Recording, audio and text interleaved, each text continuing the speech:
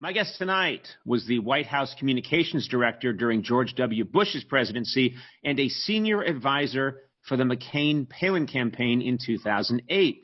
Now she hosts Deadline White House weekdays at 4 p.m. Eastern on MSNBC. I've asked her to join us here today. I'm very grateful because I think maybe she can enlighten us. Please welcome Nicolle Wallace. Hi, Nicolle. Thank you for doing this. It's such a pleasure. Thanks for having me. You realize you said it's a pleasure as you shook your head no. I'm new to Zoom. I was trying to figure out where to look. Okay. In my basement, so I my whole teenage life was me saying to women, "Would you like to maybe go get a soda with me?" And them going, "It sounds like a great idea. Yeah, let's think about that." So I know what you were doing. Involuntary movements, maybe. Involuntary movements. Here's the problem. I think I speak for so many people right now, which is we've been through hell the last 2 days, and I am finding that the more I watch television, almost the less I know. We've hit an inflection point. If I see John King with that stupid map one more time, tell me about a district that hasn't come in yet in some part of the country I've never heard of where there's 6 votes maybe, I'm going to start hitting people, just randomly hitting people. So tell me, first of all, we are taping this. It is 11:30 a.m. and it is Thursday. And so things may have changed dramatically by the time people watch this tonight. Do you think it's possible that we could have I'm not going to call them the winner, but the major networks call a winner in this presidential contest today? Could that happen? It could happen today. I'll tell you, the network, so it's a very weird cycle. And I'll just say, compared to 4 years ago this week, I'd take this scenario as exhausting and as tedious as it is over what happened 4 years ago. Because I'll tell you, the view from both the Biden orbit and the Trump orbit is that Joe Biden is most likely the next president of the United States. Yeah. So a Trump source told me yesterday that these lawsuits, because other than the map, that's the other thing we're talking about on TV, that these lawsuits are mostly designed and ordered up by the client, who's Donald Trump. And if you remember when his fixer Michael Cohen testified, who had the job of bringing a lot of lawsuits for Donald Trump when he was a private citizen, they're usually without cause, without merit. They're punitive. They're to settle scores or to settle grudges. In Donald Trump's mind, I think they are to save him or spare him from the humiliation of rejection, which, folks that have followed his personal life know that is the thing he fears more than anything. I don't think he's afraid of not being in charge of the country. I think he's afraid of being rejected. He is petrified of losing. Nobody likes to lose. I can speak personally. You do get used to it. Grow accustomed to it in time. It becomes a part of life. But he fears it greatly. And I think what he really wants to do, in my opinion, is throw up a lot of dust. And I think what the Trump strategy now is, most likely I do not get a second term. But what I want all of my followers to think is that we were robbed. And it's it's a bloody shirt that he and his people and his family can wave for the next 20 years with whatever they're doing. And that's what it feels like this is all set up for. That's what it is. But that's how he governed as president when he won. When he won, it was all about getting robbed. When he won 4 years ago, instead of being honored and humbled and reading for the first time and listening for the first time, he spent 4 years talking about being robbed and investigated and attacked. He never slid into the role. This will be a much more comfortable adjustment to actually be rejected and to actually make up a cover story for it than it was for him to have won 4 years ago. I mean, he never made that leap. So I think that the flip side of this, which people in my line of work are doing a real, I think, injustice in not spending as much attention talking about, is that, yes, Donald Trump has most likely been rejected. Joe Biden has most likely won after losing the first 3 Democratic primary contests spectacularly, after being left for dead politically by the Democratic elite, by the media. He went on to have this incredible victory in the South Carolina primary.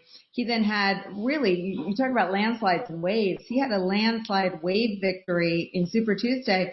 And then to beat a Republican in this age of Fox News, we talk about Fox because they're sort of the tallest building in that universe, but there's a whole fake news ecosystem that we will look back in a few years and find it remarkable that anybody could get through and win in this kind of political climate. You know, you spent many years, a formative part of your career, working for and with Republicans. Mm-hmm. And I'm curious, because I'm trying to look forward now, the specifics of what happens tonight or tomorrow in the next few days, we can't say right now. We think we know what's going to happen. But let's look farther forward. What does the Republican Party do now? Because there are a lot of people like myself. I'll be honest with you. I say this, I must have said this a million times. I don't get as angry at Donald Trump because I look at him as, I think a lot of people would agree, a malignant narcissist was the term which is used a lot. Mm-hmm. He's someone who has a condition, probably needs to be treated. The people I reserve my true anger for are the enablers within the Republican Party who have just gone along. And they've all been in lockstep. And I'm sort of a history buff. I'm hard-pressed to think of another president that had the total zombie-like control of his party like Donald Trump. No one breaks ranks. They're all terrified of him. So what happens? How does the Republican Party move forward from this point, or do they not? Is it going to be still Trump's party? Look, this is my private pain usually. I mean, this party that justifiably gave the Bush family, and you and I have talked about this before, who I worked for, such a hard time, never hesitated to criticize and attack them. And that was healthy. I'm not complaining about that. I'm just saying I know the Republican Party is capable of saying screw you to a Republican president because I saw it. To see them be so subservient in the face of a man who doesn't believe in anything they believe in. And you can argue that the base of the party's more where Trump is on foreign policy and trade. That might be true, but the Republican elected officials are not. They believe the stuff that former Republicans and former Republican nominees used to believe in. So to have sort of capitulated on their own ideology and then to have capitulated on their own souls is, to me, the most dangerous dynamic in the era of Trump. Because what's happening right now is that people around Trump are saying it's over. It's not clear to me that anyone has walked in and told him that. He may have figured it out because he's an incessant consumer of cable news. And I think even on Fox News, while some of the folks in the evenings, they're cheering these really sort of illogical and non-legally formed lawsuits. I mean, in one state, they want the vote to keep going. In another, they want it to stop. In another, they want ballots stuck in. I mean, they don't want one thing across the country. So the fact that so many people allow him to really desecrate the presidency is, to me, the irreparable piece of his tenure, which looks like it'll only be 4 years. But I don't think there is something on the other side. It's how do you build that back? If you're subservient, you mean not something on the other side for the Republicans? Because that's my curiosity is for these Republicans, right? If you're and I have friends, people I went to college with, who we didn't agree on. They're smart, they're very intelligent, well-read people who really love their country, who we didn't always see eye to eye because they would vote Republican, I would vote Democrat, but we would have long conversations and we shared a lot of values. And now I think we've gotten to the point where those people, those friends of mine, have wanted no part of Trump or Trumpism. Yeah. So you wonder, how does the Republican Party, how does it encapsulate, or how can it be big enough, a big tent that holds reasonable people and people that believe in their hearts that Joe Biden is a pedophile and drinks the blood of children in satanic rituals? How do you do that? I don't know that there's a party there. Well, look, I mean, that's a QAnon conspiracy. Yeah. I didn't know what QAnon was until very recently. I mispronounced them. I saw them in my teleprompter and called them like Quanon. Quanon. Yeah, like Quaalude. Uh-huh. Look, I don't think it's oil and water, right? QAnon is a toxin. And I don't think you can say like, oh, I'll just swim with them. Yeah. So they are mutually exclusive. And what the party has become doesn't have room for reasonable people. I think the smart line of questioning that you're pursuing is at this point unknowable, because I think that winning campaigns always overread their mandate, and Senate Republicans will think they won this because they didn't lose as many seats as they thought. And even if Donald Trump is rejected, I think they will misread what might have been a lot of anxiety about shutdowns and about maybe I think Republicans have been conditioned to believe that shutdowns and lockdowns and public health safety measures are against the interests of our economic security. And I think that is not what Joe Biden has been saying, but I think that's where that sort of toxic mix of disinformation and misinformation and painting all Democrats as socialists will make it difficult for him to lead the whole country, because I think half the country truly thinks he wants to shut people down and leave them in their homes. That is not even the public health approach. But I think that until you have a party that understands that dynamic, worried about the economy, worried about the shutdowns, had more to do with Republicans looking healthier on Tuesday night in some of these Senate races than even a lot of Republicans thought they might, than any sort of mandate for Trump or Trumpism or what they're doing. I think they will continue down this path. And I think flirting with QAnon and playing footsie with white supremacists is a dead end road. It's a cul-de-sac. There is no what's the GOP on the other side. It has to, sort of collapse, and it might in the next cycle, the cycle after that. And then, maybe something thoughtful comes up on the other side. Maybe it doesn't. Maybe we have this sort of corrupt half of the political machinery, and maybe that's what Democrats have to figure out how to contend with. I don't see clearly what the future is for the two-party system. Yeah, I don't think any of us really do. Or if it is two parties, I don't know if it's these two parties. One question is, what does Biden do? Let's assume for a second that Biden is declared the victor and passes all of these lawsuits and is inaugurated. How does he lead this country? He doesn't have the Senate. He barely won by one of the thinnest margins. There have been other very thin margins, obviously, but he won by a thin margin. And how do you govern? How do you get a country to come with you? People talk about, and Biden has said it, I want to unite this country. I don't know if this country is unitable. And I like to think of myself as an optimistic person, but I sometimes think short of an alien invasion, where all of us have to come together and fight the aliens that are coming to get us from, planet Z-Bar, I don't know what's going to bring us together. Well, look, I would argue that 40% of the country wouldn't believe they were aliens. They would think they were, Nancy Pelosi's pet dragons. I mean, I don't even think look, I thought about this.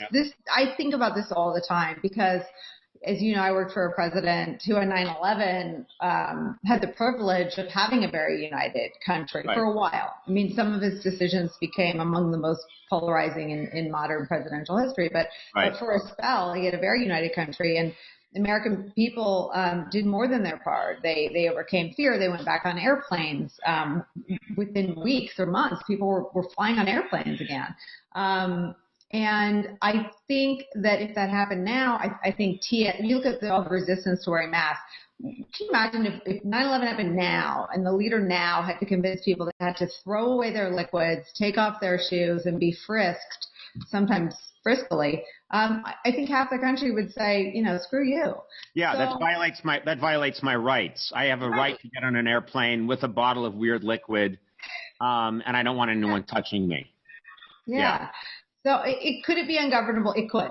But here's my thought about how Biden moves forward. I mean, people just have to put their mouths and their tweets and their behavior, where their complaints have been.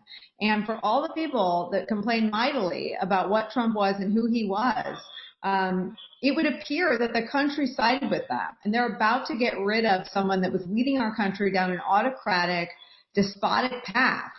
It would appear, and again, it's not done, it would appear that a plurality of people, in the popular vote, I think Joe Biden's lead is more than 4 million, and I think he'll end up with a sizable electoral margin, that the people pick the good guy, not the autocrat. And so I think, and this is always easier to say from the other side of the aisle, but I think Democrats will have to resist the temptation to go to war with themselves.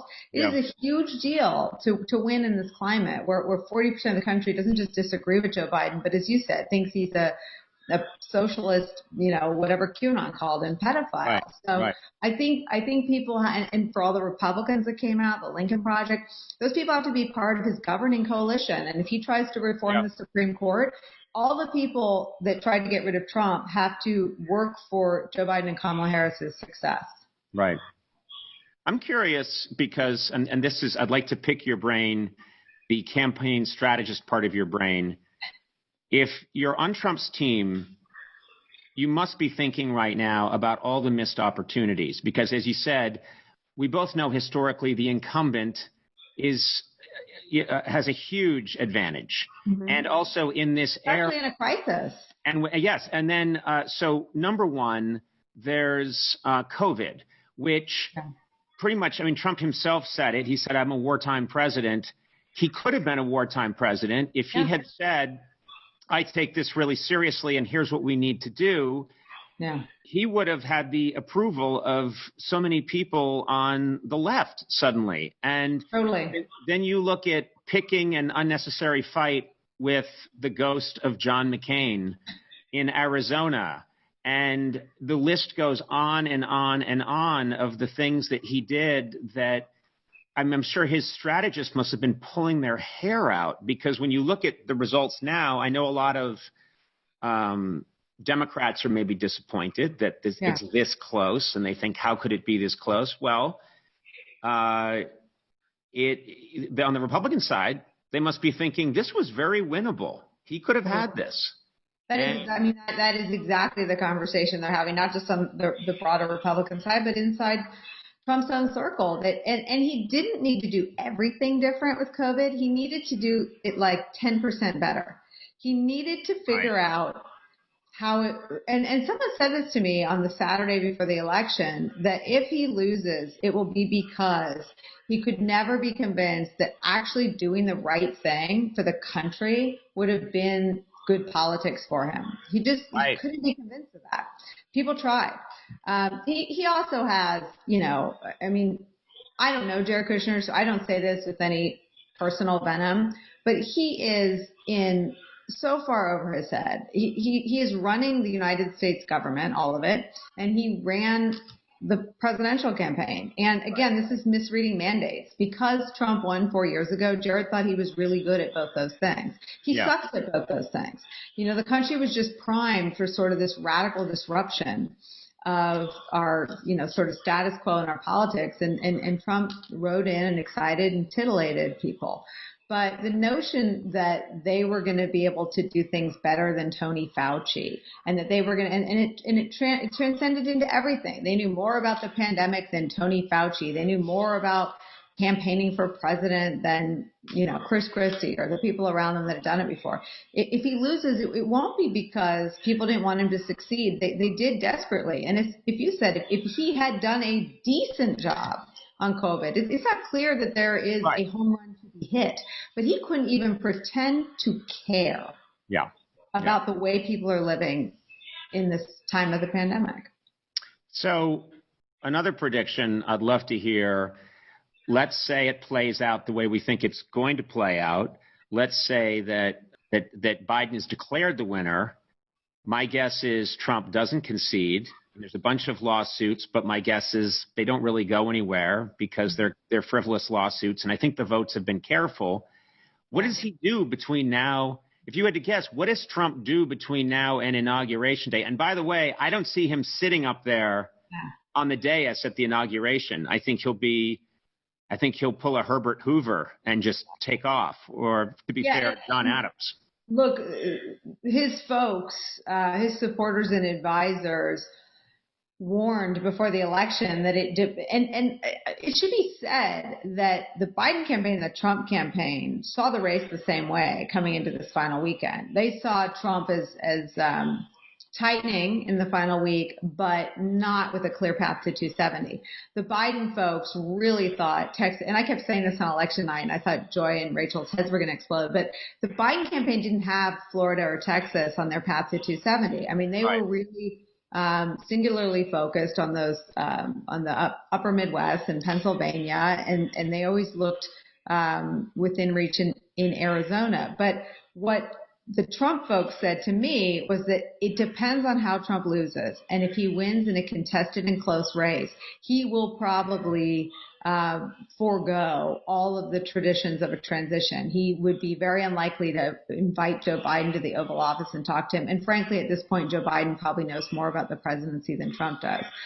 He would be very unlikely to sit there for Joe Biden's inauguration. Yeah, if he went to meet with Donald Trump, Joe Biden might have to show him where the Oval Office is. Totally. I mean, they couldn't turn on the lights for the longest time. No. It's this way. It's over this way. Oh, I did. Oh, okay. You never. That's a bathroom, Donald. You would have loved it. I mean, but yeah. No, look, I think you're absolutely right. And if you can think of other traditions, not so much public-facing ones, but traditionally, you let a president-elect's transition team into the cabinet agencies to start understanding right. These federal programs that no one really talks about or sees much about. But I don't think any of that will happen. I think Biden's greatest sort of political hurdle was that he didn't really thrill the newly energized kind of progressive base, kind of the AOC wing of the party. But his greatest those things make him the strongest person to come in and govern after Trump. Because having been there for so long and having, he's got decades in the Senate where he was synced up policy-wise with John McCain and Ted Kennedy. So he knows kind of all sides of these debates. And the things that may have weakened him in a Democratic primary would probably strengthen him in a transition to power after just such a bizarre presidency, that of Donald Trump. Yeah. Well, I guess we'll find out. Maybe by the time this airs, they will have called Pennsylvania. Do you think that's possible? That it'll be tonight? So the latest I heard was that, and this again is sort of the good news and the bad news, because these are so decentralized and you've got these local government folks doing it, you really can't, rush the raspberry. It'll be ripe when it's ready. They'll be done counting when they're done counting. And so, as you said, I've never heard anyone say rush the raspberry. When you want to eat the raspberries off the bush. I get it now. I get it now. Not ripe. I've been around the block a long time, and I've never heard anyone, but I love it. And I'm going to start. It might be from a cartoon. Yeah. Hey, we're not going to rush the raspberry, see? There'll be no rushing the raspberry on my watch. You can't rush the counts. And so it's very unsatisfying. So I think that's why you see all this. And I have to say, when I worked on campaigns, I could barely read a poll. So I can barely read exit poll data. They would come, the pollster would walk in, this wonderful guy named Matt Dowd. He's over on ABC now. And he'd say, I've got all the data. And I'd say, I can't even see numbers. Like, just tell me what we have to do. Do we have to be nicer? Do we have to be calmer? Do we have to be smarter? So it all gets a little blurry to me, but my understanding is that all the outstanding vote in Pennsylvania is acknowledged by both campaigns to be favorable to Joe Biden, most likely. And that is why in Pennsylvania, the strategy is to stop the counting. Right. Whereas in Arizona, where some of the outstanding vote is expected to add to both candidates' columns, the legal efforts are to, I think, keep the vote counting. Isn't that interesting? Isn't that fascinating? Yeah. And you know, one of the things, and then I'll have to wrap it up, but one of the things that boggles my mind is that so many people are wondering, why are some of these vote counts taking so long? Yeah. And it's because, especially if you look in Pennsylvania, it's Republican legislators that wanted it that way. They wanted the count to take a long time. Trump wanted it to take a long time because they knew that the write-in votes, the mail-in votes, the drop-off votes would heavily favor the Democrats, and they wanted those votes to come in late so that they could seem illegitimate. So it's theater. It's just the whole thing is theater. The whole thing is playing out exactly as they wanted it to. Right. There's no reason in this modern era, even with COVID, that we couldn't have had these results a lot earlier. But what you said is really important. This was their design to corrupt our impression of the outcome. Yeah. Their strategy. So that we would think that Donald Trump was ahead. And what was really dark and what was really twisted is that instead of trying to compete and say, oh, it's a pandemic, a lot of Republican, especially Republican seniors, they may want to vote for me by mail too. Let me work on that program so that my mail-in vote is just as robust as his. It was just such a cynical play to say, I'm not going to give my voters the option. They're going to stand there, damn it, in the middle of a pandemic that happens to be surging right now.